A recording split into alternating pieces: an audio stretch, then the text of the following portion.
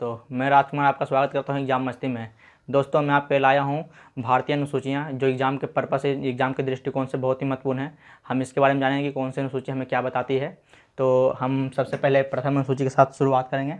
तो हमारी प्रथम अनुसूची, जिसमें 28 राज्यों, 8 केंद्र शासित प्रदेश, 28 राज्यों और 8 केंद्र शासित प्रदेश और संघ का उल्लेख किया गया है प्रथम अनुसूची में। प्रथम अनुसूची में साथ साथ में हमें भी देखेंगे कि प्रथम अनुसूची में ही दिल्ली को राष्ट्रीय राजधानी का दर्जा दिया गया था। और कब कैसे दिया गया था? दिल्ली को 69वां संविधान संशोधन के तहत 1991 में, यानी कि 1991 में दिल्ली को राष्ट्रीय राजधानी का दर्जा दिया गया था। और आप क्वेश्चन, इससे एक क्वेश्चन बना है जो आप ध्यान रखिएगा कि दिल्ली को राष्ट्रीय राजधानी का दर्जा कब दिया गया था, किस अनुसूची के तहत दिया गया था?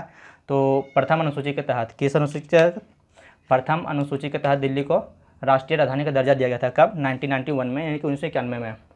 हमारा दूसरा अनुसूची है, दूसरा अनुसूची इस दूसरे अनुसूची में उच्च जो पदाधिकारी होते हैं, राष्ट्रपति, प्रधानमंत्री, जो उच्च पदाधिकारी होते हैं, उनके वेतन भत्तों का उल्लेख किया गया। किसमें? दूसरा अनुसूची में किया गया है। तीसरा अनुसूची, तीसरे अनुसूची में पद ग्रहण का उल्लेख किया गया है। जो राष्ट्रपति होते हैं और प्रधानमंत्री, मंत्री, उनके पद शपथ ग्रहण का उल्लेख किया गया है कि वह किस तरह से शपथ लेंगे। नेक्स्ट हमारा चौथा अनुसूची है, चौथा अनुसूची जिसमें राज्यसभा का उल्लेख किया गया है। राज्यसभा, जिसमें राज्यसभा की जो सीटें होती हैं वो राज्य से और केंद्र शासित प्रदेश दोनों से चुनकर आती हैं, जो राज्यसभा का निर्माण करती है। तो हमारे चौथे अनुसूची में किसका? राज्यसभा का उल्लेख किया गया है। पाँचवीं, नेक्स्ट हमारा है पाँचवा अनुसूची। पाँचवीं अनुसूची में जो है जनजाति, अनुसूचित जाति, जनजाति के प्रशासन और नियंत्रण के वर्णन का उल्लेख किया गया है। इसके बाद हम जानेंगे कि हमारा छठा अनुसूची क्या है। तो हमारा छठा अनुसूची है जिसमें असम, मात्र 4 राज्यों के ही जनजाति के, सिर्फ जनजाति के प्रशासन का वर्णन किया गया है। जिसमें महत्वपूर्ण जो 4 राज्य हैं कौन कौन है? असम, त्रिपुरा, मेघालय और मिजोरम। असम यानी कि हम इसको ऐसे याद कर सकते हैं कि ATMM, यानी कि ए से असम, टी से त्रिपुरा, एम से मेघालय और एम से मिजोरम। ये ऐसा हम याद कर सकते हैं। यानी कि असम, त्रिपुरा, मेघालय और मिजोरम के जो जनजाति हैं उनके क्षेत्र और प्रशासनों का वर्णन किया गया है। किसमें? छठी अनुसूची में। ये याद रखिएगा। हमारा नेक्स्ट है सातवीं अनुसूची। सातवीं अनुसूची में केंद्र एवं राज्यों के शक्तियों का वर्णन किया गया है। किसमें? सातवीं अनुसूची में। तो ये याद रखें, महत्वपूर्ण हालांकि हो जाता है ये सब। छठी अनुसूची, सातवीं अनुसूची। ध्यान रखिएगा कि केंद्र एवं राज्यों की शक्तियों का वर्णन किस अनुसूची में किया गया है? तो सातवीं अनुसूची में किया गया है। किसमें? सातवीं अनुसूची में किया गया है। और इसमें क्या है कि इनकी शक्तियों का वर्णन जो है इनकी शक्तियों का जो बंटवारा हुआ है 3 सूचियों में हुआ है। किस किस में?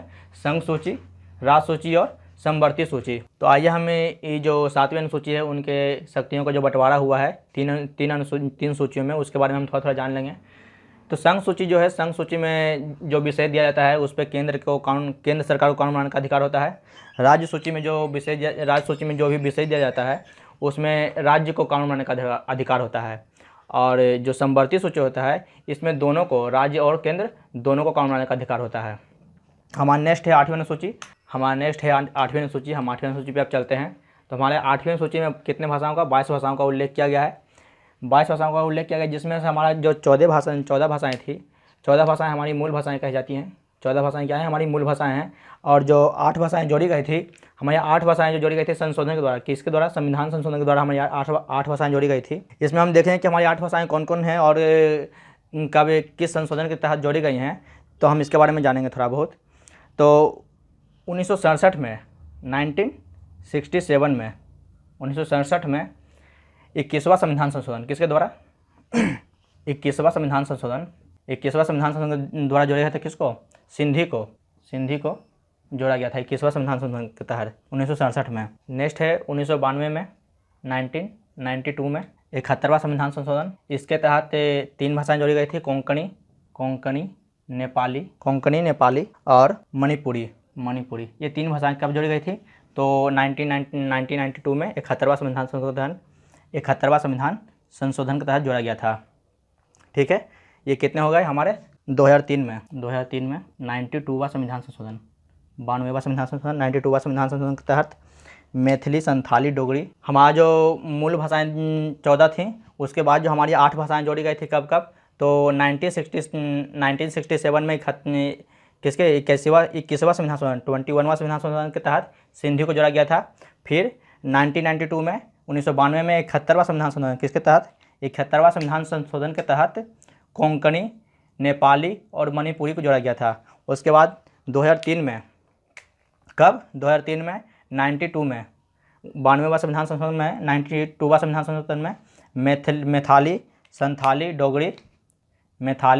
संथाली, डोगरी और बोडो को जोड़ा गया था। ये हमारे टोटल कितने हो गए, 22 भाषाएं हो गए। इनका उल्लेख, इन 22 भाषाओं का उल्लेख किस में मिलता है, तो इन 22 भाषाओं का उल्लेख मिलता है किस में, 8वीं अनुसूची में मिलता है। इससे हालांकि क्वेश्चन बहुत सारे बनते हैं, जैसे कि अब पूछा जाए क्वेश्चन में कि एक सिंधी किस संशोधन के तहत जोड़ा गया था, तो 1967 में, यानी कि 1967 में जोड़ा गया था 21वां संविधान संशोधन के तहत। साथ में कभी क्वेश्चन बन जाए कि मणिपुरी किसे कब जोड़ा गया था, डोगरी कब जोड़ा गया था, नेपाली को जोड़ा था। ये सब मणिपुरी, नेपाली सब जो है क्या है, महत्वपूर्ण क्वेश्चन बन जाते हैं। तो 90 इसको याद रखिएगा। हमारा नेक्स्ट क्वेश्चन है 9वीं अनुसूची। 9वीं अनुसूची यह जो है नेक्स्ट हमारा 9वीं अनुसूची हमारा जोड़ा जाता है प्रथम संविधान संशोधन 1951 में, 1951 में जोड़ा जाता है। और इसमें क्या है, इसमें संपत्ति के ग्रहण विधियों का उल्लेख किया गया है। इसमें क्या, किसका उल्लेख किया गया, तो इसमें संपत्ति के ग्रहण विधियों का उल्लेख किया गया है। तो हालांकि इसमें महत्वपूर्ण यह बन सकता है कि 9वीं अनुसूची किस संशोधन के तहत जोड़ा गया था, तो 9वीं अनुसूची प्रथम संविधान संशोधन के तहत जोड़ा गया था। और इसमें वर्तमान में कितने अधिनियम हैं, तो इसमें वर्तमान में 284 अधिनियम हैं। नेक्स्ट है हमारा 10वीं अनुसूची। 10वीं अनुसूची जो है 52वां संविधान संशोधन, कब, 52वां संविधान संशोधन के 52वां संविधान संशोधन के तहत 1985 में, कब, 1985 में जोड़ा गया था। और इसमें किसका उल्लेख मिलता है, तो इसमें मिलता है दल बदल जो संबंधित प्रावधान होते हैं उनका उल्लेख मिलता है, किस में, 10वीं अनुसूची में। तो क्वेश्चन ऐसे ही बन सकता है कि दल बदल जो संबंधित प्रावधान है वह किस अनुसूची में दिया जाता है, तो दल बदल जो संबंधित जो प्रावधान बनते हैं ये 10वीं अनुसूची में दिया जाता है। और 10वीं अनुसूची कब जोड़ा गया था हमारे संविधान में, हमारे अनुसूची में कब जोड़ा गया था, 10वीं अनुसूची जोड़ा गया था 1985 में, कब, 92वां संविधान संशोधन के तहत 1985 में। नेक्स्ट है हमारा 11वीं अनुसूची। 11वीं अनुसूची 73वां संविधान संशोधन के तहत 1993 में जोड़ा गया है। कब जोड़ा गया है, तो 73वां संविधान संशोधन के तहत 1993 में जोड़ा गया है। और इसमें किसका उल्लेख मिलता है, तो इसमें मिलता है पंचायती संस्थाओं के कार्यों एवं उनके विषयों को जो प्रदान किया गया था उनका उल्लेख मिलता है। तो हम यहाँ से हालांकि हमें समझ में आ गया कि 11वीं अनुसूची जो है इसमें पंचायती राज जो है, पंचायती राज बहुत महत्वपूर्ण है। पंचायती राज की 11वीं अनुसूची में वर्णन किया गया है। और क्वेश्चन ये बनता है कि पंचायती राज का जो है किस संविधान संशोधन के तहत जोड़ा गया था, यह 11वीं अनुसूची किस संविधान संशोधन के तहत जोड़ा गया था, तो 73वां संविधान संशोधन के तहत 1993 में जोड़ा गया था। नेक्स्ट हमारा एंड लास्ट है 12वीं अनुसूची।